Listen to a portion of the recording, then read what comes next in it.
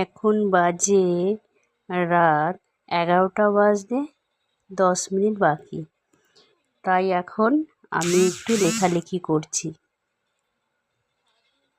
কি করব, সারাদিন সময় পাই না, তাই আমার রাতের বেলা সময়টুকু বেস্ট।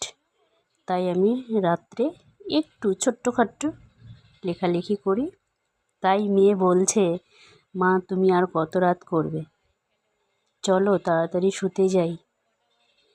তাই আমি ঘড়ির দিকে তাকাচ্ছিলাম, তাকিয়ে বলছিলাম তো 11টা বাজে 10 মিনিট বাকি, আর 10 মিনিট করে নিই না। আমার দিনের বেলা আমি সময় পাই না, তাই এখন আমি রাতের বেলায় বসেছি। ও বলছে তাড়াতাড়ি করো তাড়াতাড়ি করো। বলছি দাঁড়া, হয়ে এসছে তো, শুতেই তো যাব, ঠিক আবার ঘুম ভেঙে যাবে আমার ভোর 5টার সময়। তাই মেয়েকে বলছিলাম।